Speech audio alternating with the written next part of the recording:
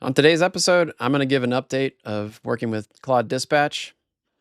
And I'm going to talk about some experience with Gemma 4 locally. This podcast is brought to you by Fireside.fm. Podcast hosting by podcasters for podcasters. Now on to the episode. Hey, how's it going? Good, how are you doing?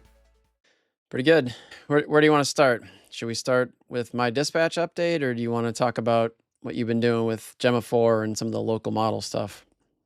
I'll start with dispatch. We talked about it before, so I think it'd be good to touch on that and see what you got, and then we can move on to something that we haven't really talked about. Yeah, sounds like a good plan. Yeah, so for me, trying to think, I guess it was like last Thursday or Friday, something. So it's been like maybe 4 or 5 days since I started working with it. And it actually worked out pretty good because I was technically off of work and I was out and about doing stuff with the kids, and I had time to kill when they were in the pool and I was, doing nothing Sure. else.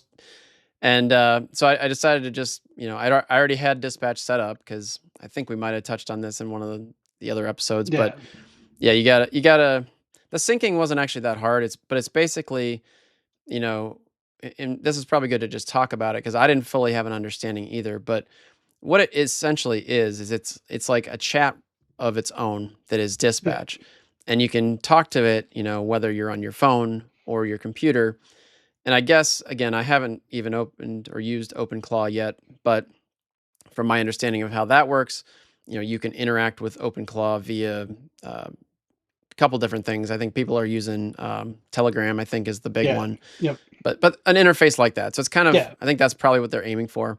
yep, So, with that in mind, it took me a few minutes to just kind of figure out, okay, what this is cool. I have access to my computer, and I also want to just say, like, this is different than like some of the remote stuff that sure, Anthropic has also added. yep, So I was trying to really just get a grasp on, what can I do with it.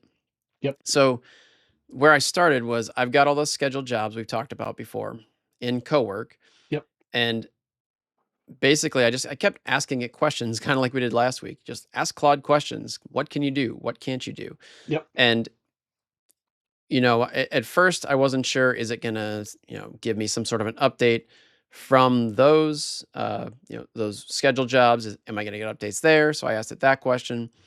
Not surprisingly, the answer was no, unless it's something that I kick off from dispatch. Now, if I go oh, to sure, dispatch and I say, hey, create a scheduled job that checks my email or whatever, yep, it did say they would update me in dispatch there, okay, but I could still access if I knew a job was going to run at, say, like 3 p.m. And then this is actually what I tested when I was at the pool with the kids, is I knew I had one of my Rollbar jobs running around 3:30, sure, something like yep, that. And I just said, hey, give me the update on the Rollbar analysis. And it gave me that. And then I pretty much just said, okay, I wanted to push it, I guess, and see like what all could I do. And then from there, I just said, okay, now create tickets out of the two that you said were like the highest priority. And then after that, I essentially just kept going and said, now, take those two tickets and spin up two new Claude Code agents sure, and work on them. Now that's where so far it kind of stopped for me. I haven't actually gone back. Part of it came down to like, and I still need to understand what this, like what the access I guess it has, or like sure, I'm not even sure the right way to put it. But what it was coming down to is like we have different repositories, Git repositories, yeah, and I know that my computer is like Claude and everything is all set up for one of them. yep, This was actually on a different one, and I kind of lost track, and then I got distracted by kids at the pool and stuff. But sure, where I left off was if I had got to, or well, after I asked it to kick that off, it was asking for permissions, and then I realized, oh, oh, this is the wrong repository. I sure, need to yeah, figure out which repository to put it on, yep, and so I want to go back and I'll report back once I figure this out. But I think overall it was interesting. I definitely could have got more done, than I did sure, yeah, if I had more time and like didn't get distracted. But yep, I can definitely see the benefit of it. It's And I do want to also play with all the remote stuff too, which I haven't even touched. Yeah. And I'm curious to see like how that interacts with dispatch. But there's definitely some power there to be able to, you know, be wherever, be on the couch watching TV, and Yep. something pops in my head, or you get an alert and you aren't even at your computer. Now again, Sure. you have to have your laptop open. Yep. um, I'm not at a point where I've got a Mac Mini or a desktop of any, you know, any type of desktop yet. Yeah. But that's something I think I'll figure out at some point. But it's a cool idea, Yeah. and I definitely want to push it some more. Yeah, and I've noticed that they now have dispatch in both Cloud Code and Cowork. So like they've kind of unified it. So I mean, I know Cowork can actually code anyway, so I don't think it matters that much, but I think there is a better integration from when it first came out, when it was solely Cowork based. So that is interesting. Yep.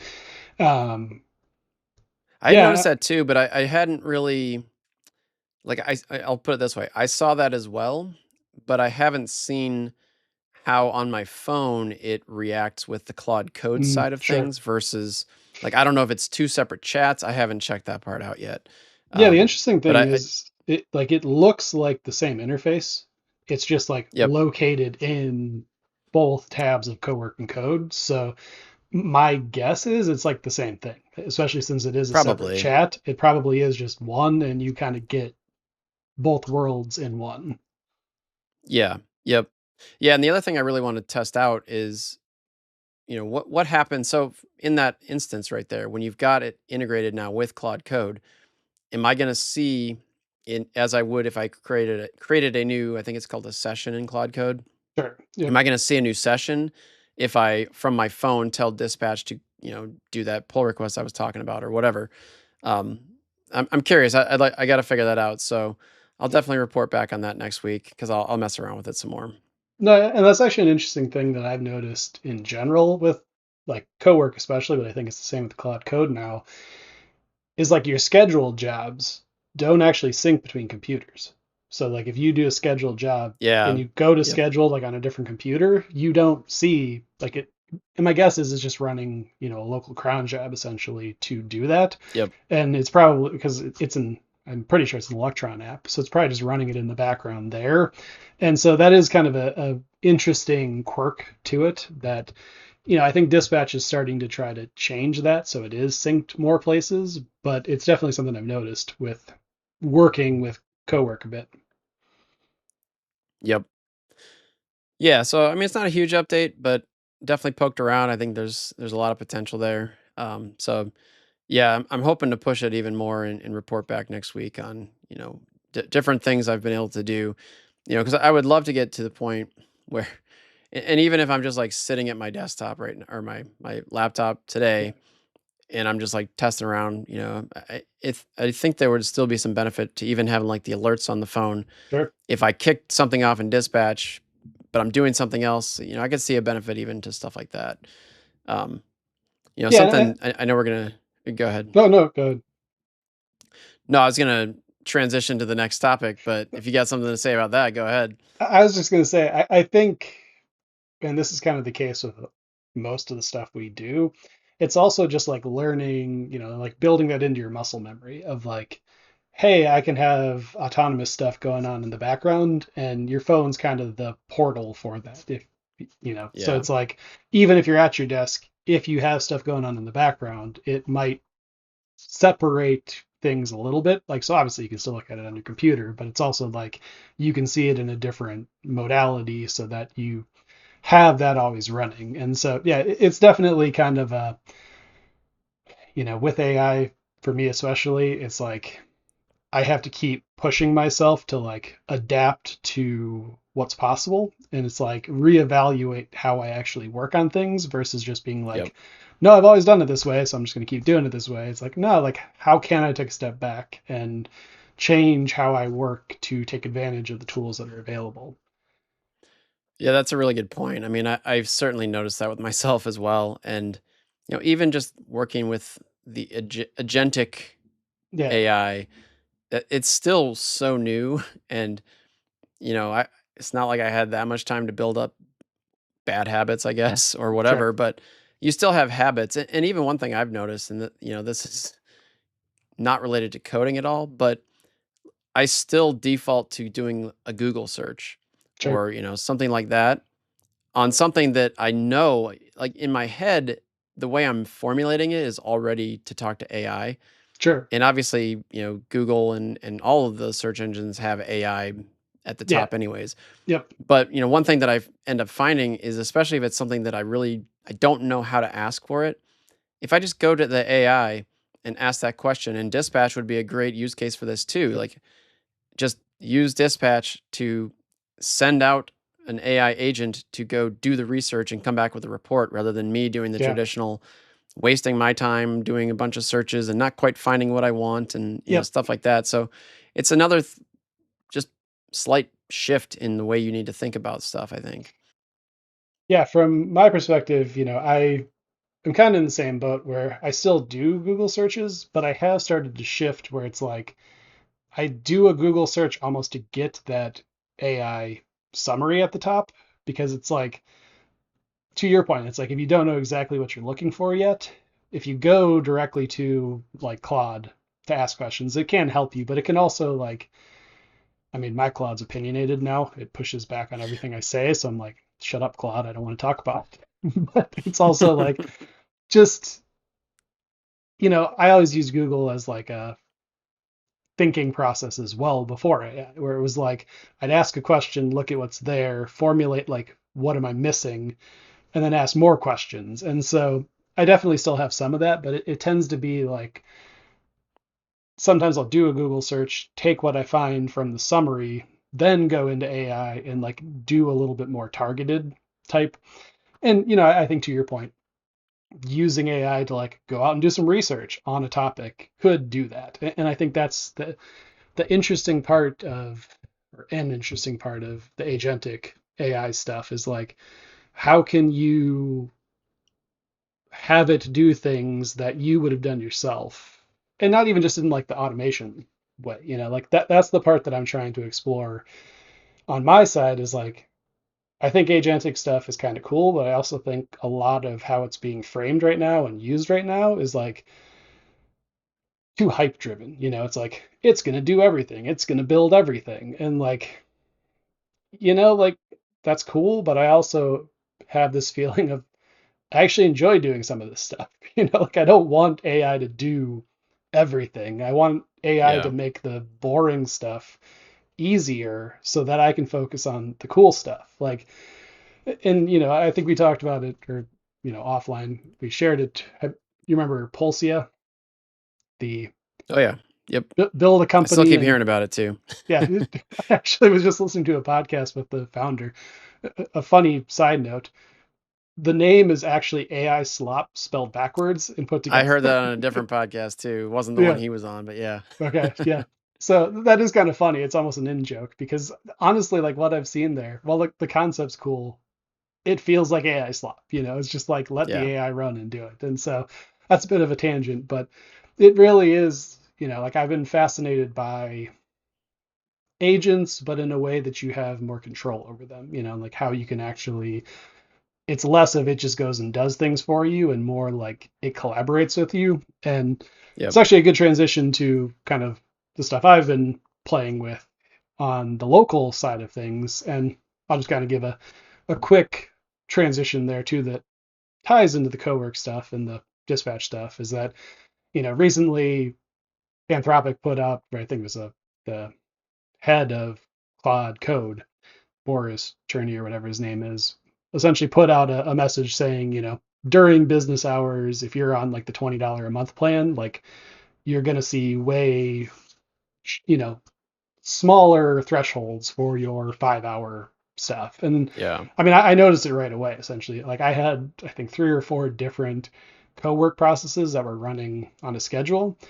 And I noticed like I couldn't even plan a full feature that wasn't even that complicated without using an entire 5 hour threshold in like 15 minutes. Like it took no time at all, Sure. and I achieved pretty much nothing. And I mean, sure, I could pay more money, but I also, have 5 other subscriptions for AI tools that I'm using, and so I'm already paying, $100 a month for everything I need.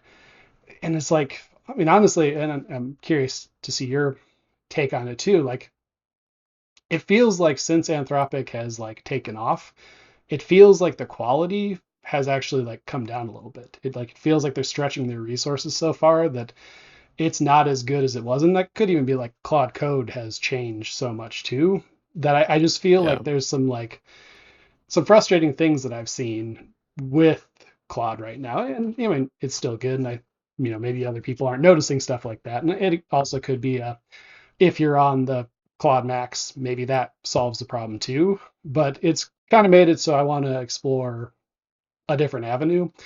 And kind of as this was happening, Gemma 4 came out. And I don't know, have you heard much about Gemma 4 at this point? I saw some posts. I haven't dug into it. It's Google's new model. Yeah. What is it Well, exactly? Gemma has been around for a while. It's essentially DeepMind. They've done Hmm. like local models. Like they've been focusing on small models. And they've always Yep. been like relatively interesting, but not super useful. But essentially the new Gemma, they've gotten it relatively close to a frontier model in, I think it's 31 billion parameters is like the biggest one, and which is, I think what, 19 gigabytes when you download it, which you can Okay. run on a computer. Like it struggles a little bit on my laptop, but they've also got like a 20, 28, and then like an 8 billion parameter one.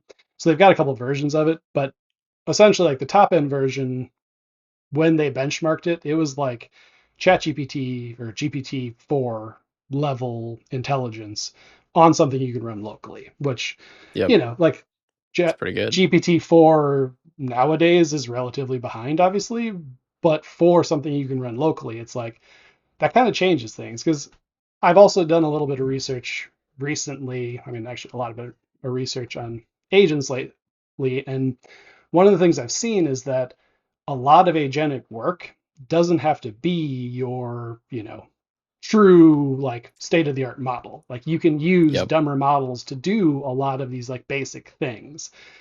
And so that kind of got me thinking, like, can I, and like, sure, I could test out OpenClaw or Hermes or whatever and see if I can like get that to use a local model. You probably can, but I don't always work like that. I'm like, hey, what can I build?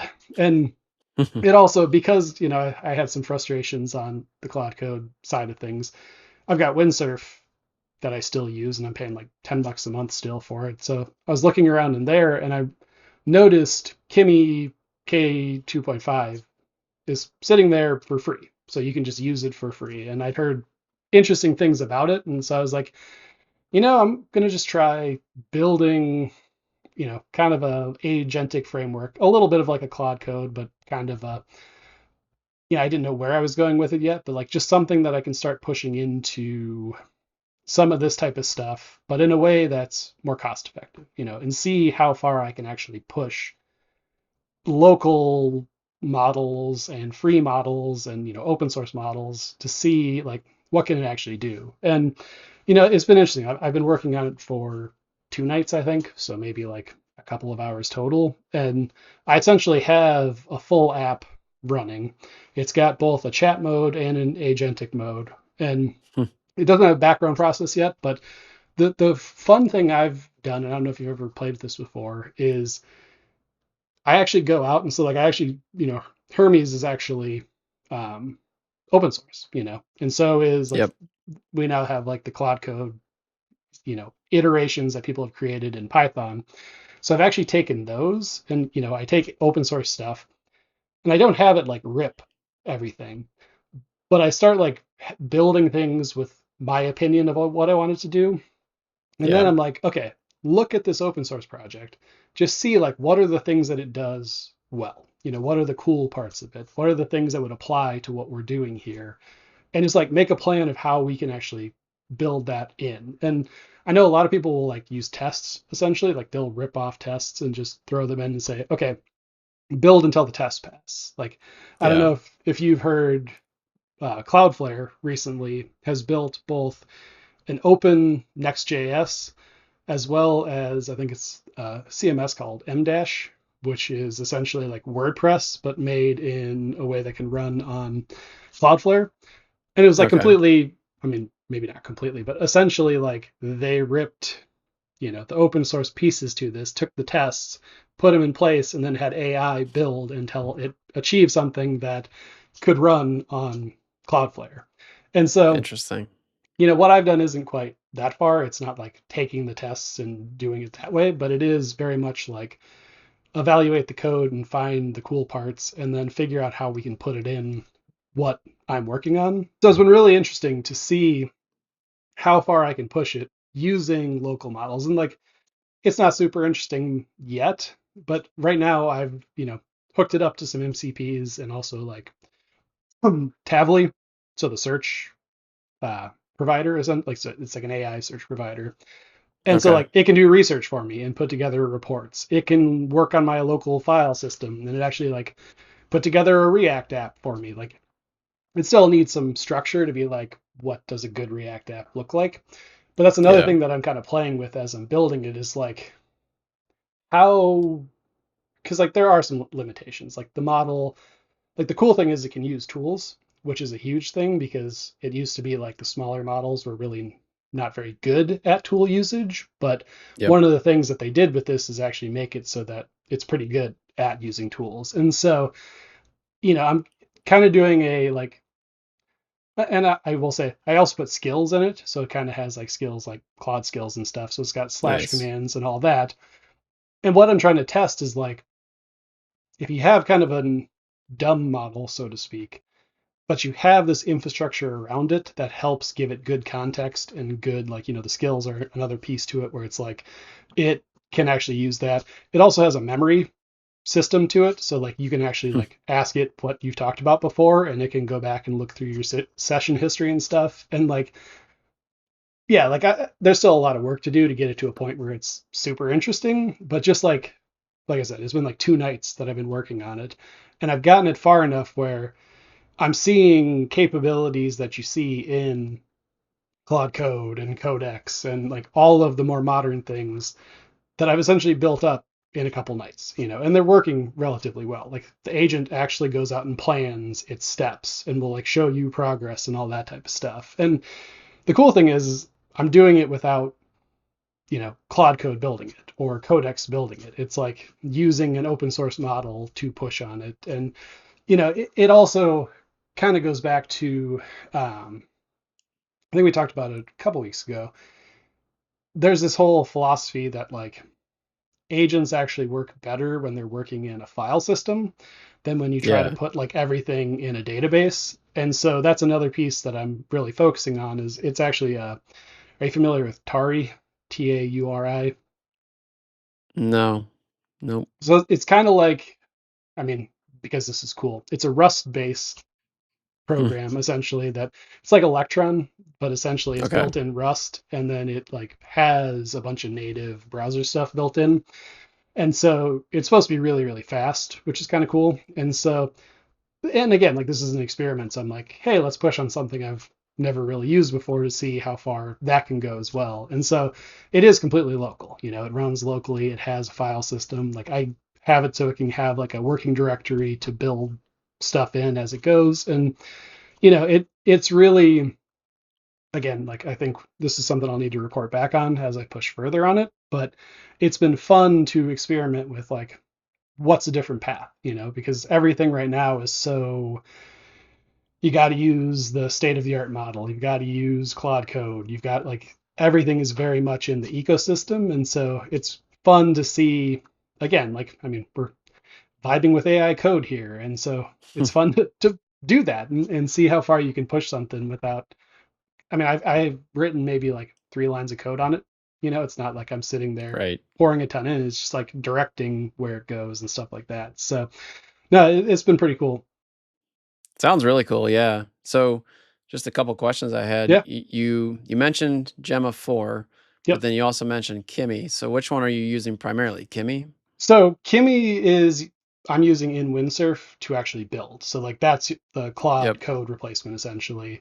Gemma 4 is the brain that's actually running the agents and the chat in the app itself. So Oh, okay. So the app, when you run the app itself, it Yep. uses Gemma. When you're Yeah. building the app, you're using Kimi at the moment. Yeah. So I'm using LM Studio, which I mean, I could actually swap out Gemma for any open source model I can run.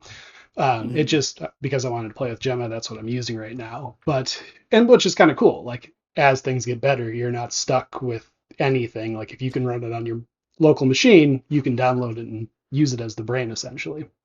Yeah. Yeah, that was one of my other questions was gonna be like it's I would expect, and I think you just answered this, but just to make sure I fully understood, like you can change you've built this in a way that you can pick whatever local model is your Yep. brain. Yeah, And exactly. that's part of the LM Studio thing. Yeah, and the cool thing is like as long as you have it loaded in LM Studio, you could actually have like the option in the app to switch models as well. That's just you have to have them Okay. loaded and running. And I mean that's something that could expand too, where this could tap into like an open router or something like that if you really wanted to like move Yeah. to a remote model. But for the moment, it was just really I want to see how far I can push local only and see like what I can do without the limitations of you got to pay for it because sure, I'm happy to pay for it, but I've got so much money invested in APIs, credits all across the different services that I'm like, I want to see how it works. Yep. Yep. You don't want to pour your entire kids' college funds into AI Eh, research.